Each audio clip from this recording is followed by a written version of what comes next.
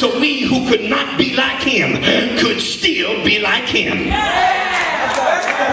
When I couldn't become like him, he became like me so I could still be like him. This God interacts, and as the secondary consequence of interaction, it forces me to talk. It forces me to ask questions. It forces me to interact. It forces me to say, I don't understand you, but I love you. I don't know why I'm going through what I'm going through, but there is something. Now, when you begin to fulfill your mandate as a created being. Here, we're almost finished. We're almost finished. You're going home and snowing. Watch. When you fulfill your mandate as a created being, when you begin to worship, you now distinguish yourself not only from different zoological species, you now distinguish yourself on the anthropological level. Philosophers call it, Socrates says, that we are capable of paideia. Paideia means critical, comprehensive thought.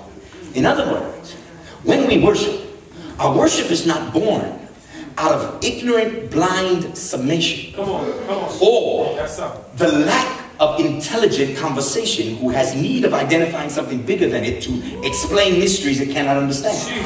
Instead, when the Christian worships, he must comprehensively worship, which means my worship is not born out of ignorance.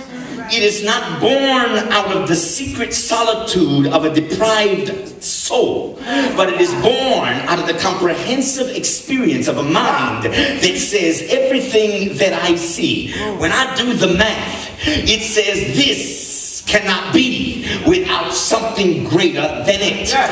So then I acknowledge that the plane of existence that I live in is only one level, but God has called me to live from a greater dimension of his glory. Are you listening to me? I am not better than other people, but I am different than other people.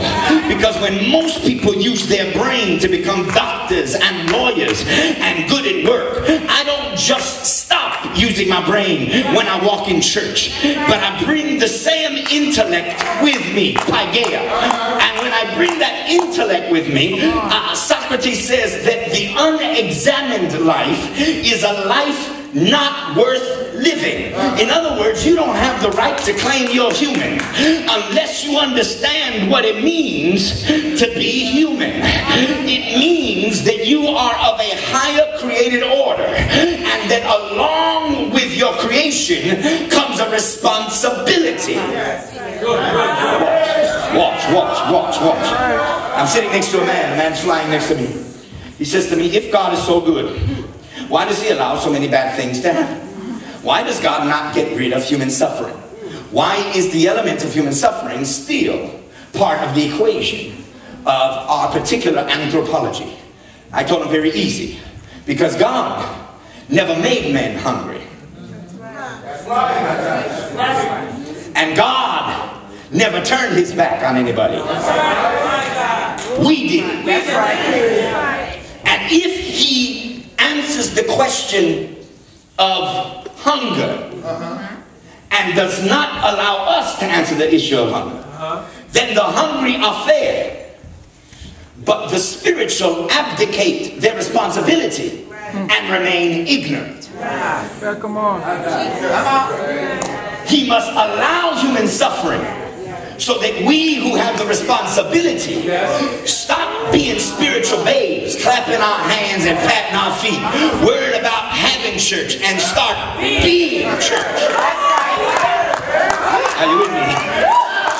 So that we can't walk around when somebody comes up and says, hungry, I'm hungry, and you say, well, I'm praying for you, baby. Your prayers don't mean nothing if you can put $1 in their hand to get them a cheeseburger.